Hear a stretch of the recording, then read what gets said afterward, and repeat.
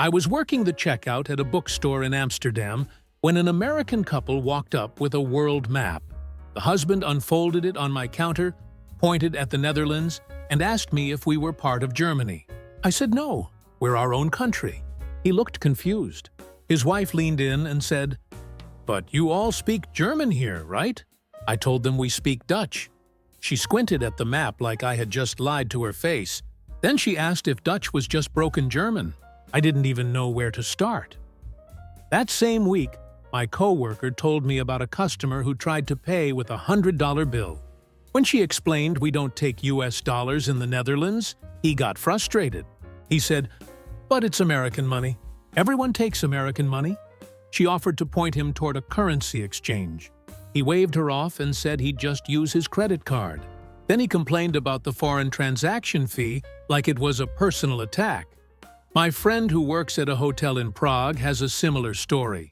An American guest called the front desk at 2 in the morning, angry because his phone charger didn't fit the wall outlet. He said the outlet was broken. She explained that Europe uses different plugs and offered to bring him an adapter. He said, "Why would Europe use different plugs? That doesn't make any sense." She brought him the adapter. He looked at it like it was some kind of medieval artifact. Then he asked her why Europe couldn't just standardize things like America did. Another friend in Barcelona told me about a tourist who walked into her cafe and asked for a breakfast burrito. She said they don't serve burritos. He looked around, confused, and said, "But this is a restaurant, right?" She said yes, but it's a Spanish cafe. He asked what the difference was. She explained they serve coffee, pastries, sandwiches. He asked if they had bacon and eggs. She said no. He stood there for a moment, then asked, "So what do Spanish people eat for breakfast?" She told him usually coffee and a pastry. He shook his head and said, "That's not breakfast. That's a snack." I started collecting these stories because they kept happening. Not every day, but enough that you notice a pattern. And it's not that these people are rude or mean. Most of them are polite. They're just genuinely surprised that the rest of the world doesn't work the way America does. It's like they expect the planet to operate on American settings, and when it doesn't, they short-circuit a little. So here are some of the wildest, funniest, and most face-palm-worthy moments that happen when Americans step outside their bubble and realize the world has its own rules. I was giving walking tours in London when a woman from Texas asked me how old Big Ben was. I told her the tower was completed in 1859. She paused, then said, "Wait, so it's older than America?"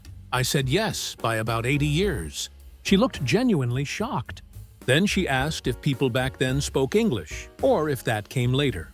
I didn't know how to respond. Her husband jumped in and said, "Babe, they've always spoken English here. It's England."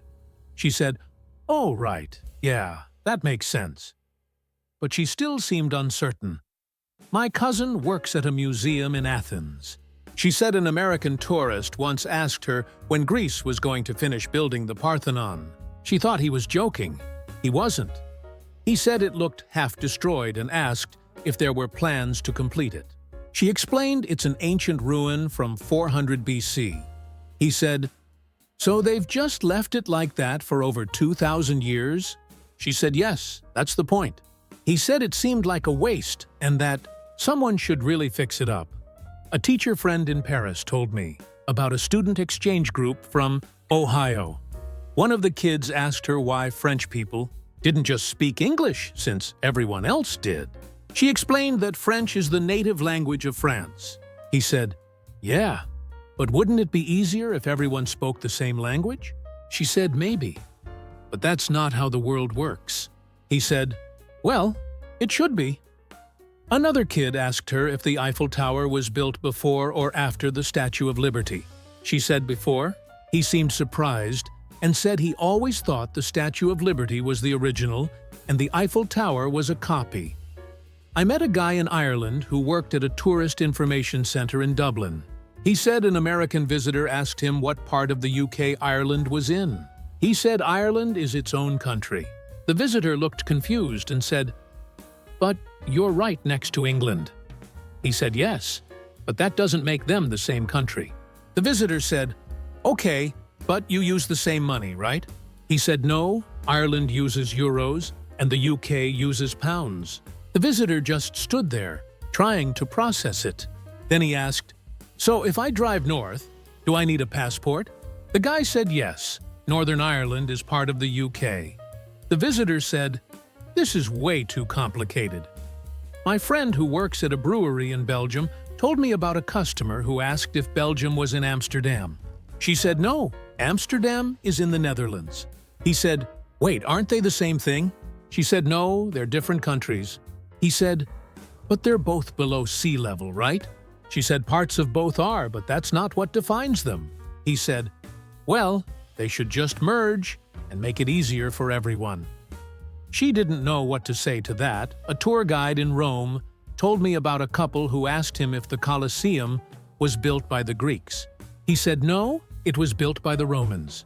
The husband said, "But isn't Rome in Greece?" The guide said no, Rome is in Italy. The wife said, "Oh, I thought Rome and Greece were the same place because of all the old stuff." The guide explained that Greece and Italy are separate countries with different histories. The husband said, "Yeah, but they're both in Europe, so it's basically the same." The guide just moved on to the next part of the tour. I was at a pub in Edinburgh when an American asked the bartender if Scottish people celebrated the 4th of July. The bartender said no, that's an American holiday. The guy said, "But isn't Scotland part of America's history?" The bartender said, "Not really, no." The guy insisted that a lot of Americans have Scottish ancestors, so it should count. The bartender said that's nice, but Scotland is its own country with its own holidays. The guy seemed disappointed and said it would be cool if everyone celebrated it. My friend in Copenhagen told me about a tourist who asked her if Denmark was the capital of Sweden. She said no, Denmark is a country and Copenhagen is the capital. He said, "So Sweden is the country?" She said Sweden is also a country. He said, "Wait, so they're two different countries?" She said yes. He said, "But you all look the same and talk the same, right?" She said no, Danish and Swedish are different languages. He said, "This is confusing. Can't you guys just pick one name?" I worked at a cafe in Vienna where we had quiet hours in the afternoon. It's a cultural thing. People come in, read, work, have their coffee in peace. An American family came in one afternoon, and within 5 minutes, they were talking loudly. Kids running around, playing videos on their phones at full volume. I walked over and politely asked them to keep it down. The mom looked offended. She said, "We're just having a conversation. Is that not allowed?" I explained we have quiet hours. She said, "That's ridiculous. It's a public place." I said yes, but it's also a European cafe, and this is how we do things. She rolled her eyes and said, "Well, in America, we're allowed to talk." My friend in Germany told me about a guest at her Airbnb who left his shoes on inside the apartment. She politely asked him to take them off at the door. He said, "Why? The floor's not carpet." She explained it's just the custom in Germany. He said, "That's weird. Shoes are meant to be worn." She said, "Sure, but not indoors." He said, "What if I need to leave quickly?" She didn't have an answer for that. He kept his shoes on the whole week. A co-worker in Switzerland told me about an American tourist who got upset because shops closed at 6 p.m. He said, "How is anyone supposed to buy anything?" She explained that in Switzerland, most shops close early. He said, "That's bad for business. In America, stores are open till 9 or 10. She said, "That's fine, but here people value work-life balance." He said, "But what if I need something at 7? She suggested planning ahead. He said that was unreasonable. I was on a train in the Netherlands when an American woman answered her phone and started talking at full volume. Everyone in the car looked at her. She didn't notice. She kept talking for 10 minutes about her hotel, her plans, her frustrations with the weather. An older Dutchman finally leaned over and said, "Excuse me, could you lower your voice?" She looked shocked. She said, "I'm on the phone." He said, "Yes, we can all hear that." She said, "Well, I'm allowed to talk on the phone." He said, "Not this loudly in a quiet car." She huffed, got up, and moved to another car, still talking. My friend who works in a bakery in France told me about a customer who tried to grab a croissant with his bare hands from the display. She quickly stopped him and handed him tongs. He said, "I was just going to buy it anyway." She explained that in France, you don't touch food directly. He said, "But it's going in my mouth either way." She said it's about hygiene and respect for other customers. He said, "This is way too complicated for buying bread." A guy I know in Italy told me about an American couple who showed up to a nice restaurant in Rome wearing tank tops and flip-flops. The host politely told them there was a dress code. The husband said, "We're on vacation. We're supposed to be comfortable." The host said he understood, but the restaurant had standards. The wife said, "In America, we can wear whatever we want." The host said, "This is Italy." They left and posted a bad review online saying the restaurant was snobbish. I was at a grocery store in Sweden when I saw an American trying to return an opened bottle of wine. The cashier said they don't accept returns on opened alcohol. He said, "But I didn't like it." She said that's not a valid reason for a return. He said, "In the US, I can return anything if I'm not satisfied." She said this isn't the US. He asked to speak to a manager. The manager said the same thing. He left the bottle on the counter and walked out. My friend in Spain told me about a tourist who got annoyed because dinner service didn't start until 9 p.m. He kept asking why the restaurant was closed at 7. She explained that in Spain, people eat dinner late. He said, "That's not healthy. Your metabolism slows down at night." She said, "It's just the culture." He said, "Well, the culture is wrong." He ended up eating at a tourist trap that served food earlier and complained that the paella wasn't authentic. I was in a sauna in Finland when an American guy walked in wearing swim trunks. Everyone stared. In Finland, saunas are done naked. Someone politely told him. He said, "I'm not getting naked in front of strangers." The person said, "Then maybe this isn't for you." He left and later told people that Finnish saunas were weird and uncomfortable. My Finnish friend laughed and said, "He made it weird, not us." I was working at a car rental in Dublin when an American asked me how many miles it was to Galway. I said about 200 kilometers. He stared at me. I could see his brain trying to do the math. He said, "Can you just tell me in miles?" I said roughly 125. He said, "Why don't you use miles?" I said, "Because Ireland uses the metric system." He said, "That's inconvenient." I said, "It's only inconvenient if you're not used to it." He said, "Well, miles make more sense." My friend in Germany told me about a customer at her hardware store who needed to buy screws. He asked for quarter-inch screws. She said they don't measure in inches. He said, "What do you use?" She said millimeters. He said, "I don't know millimeters." She showed him a conversion chart. He looked at it like it was written in hieroglyphics. He said, "This is too confusing. Can't you just stock normal screws?" She said, "These are normal screws." He left without buying anything. A co-worker in France told me about an American tourist who complained that the weather app said it was 25 degrees outside, but it felt hot. She explained that's Celsius, not Fahrenheit. He said, "Why would you use Celsius?" She said, "Because that's what the rest of the world uses." He said, "Fahrenheit is more accurate." She said, "It's not about accuracy, it's about what system you're familiar with." He said, "Well, Fahrenheit makes more sense because 0 is cold and 100 is hot." She said, "In Celsius, 0 is freezing and 100 is boiling, which is logical." He didn't look convinced.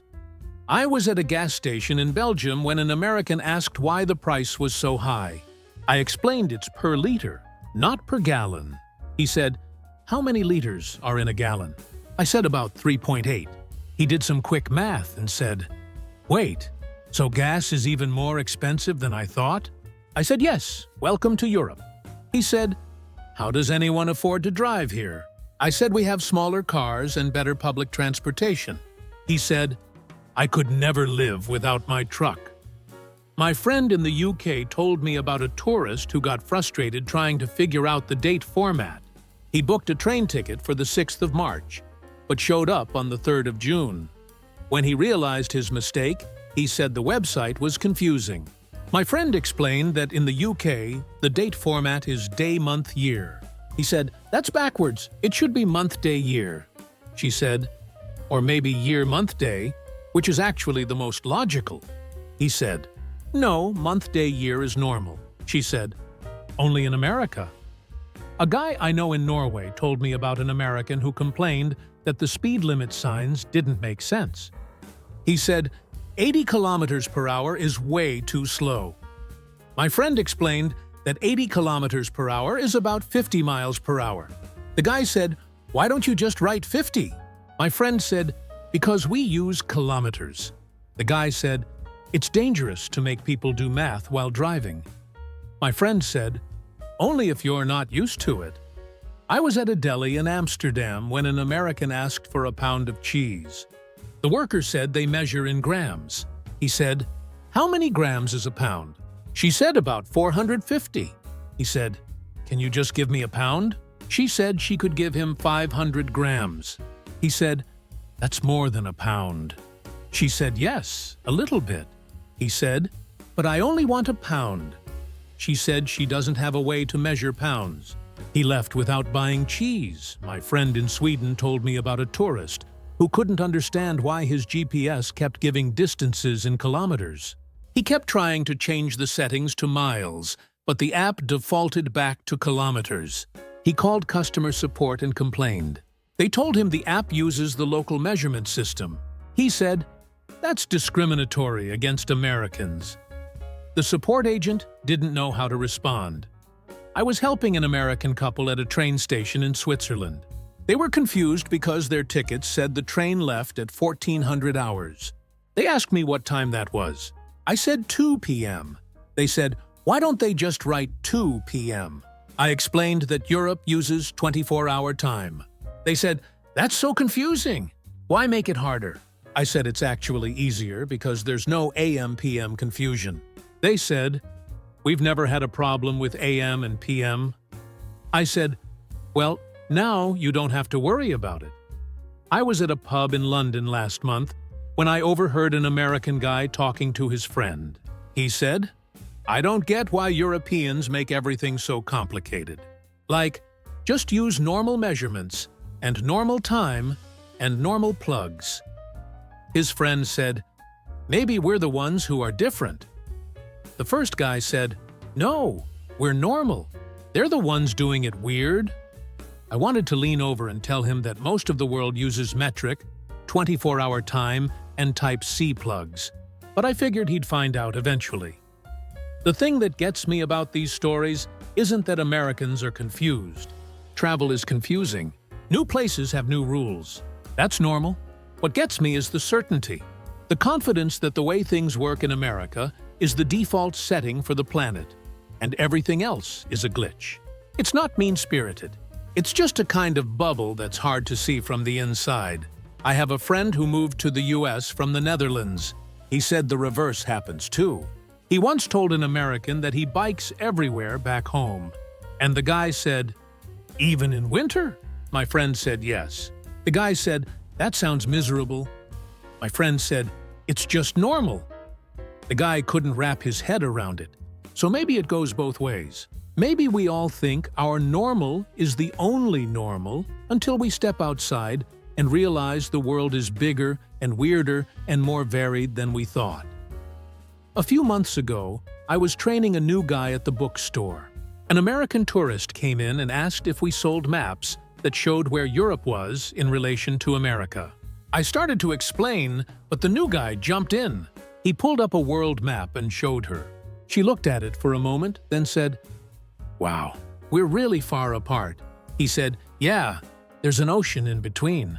She said, "I knew that, but I didn't know it was this big." He said, "It's the Atlantic." She nodded, bought the map, and left. After she walked out, he turned to me and said, "Does that happen a lot?" I said, "More than you'd think." And that's the thing. These stories keep coming. Every week, someone working a register or a hotel desk or a tour company has a new one. They're not always dramatic. Most of them are small. But they add up. And after a while, you start to see the pattern. It's not about being smart or dumb. It's about realizing the world doesn't run on one system. And sometimes, that realization hits in the funniest, most unexpected ways. And trust me, these stories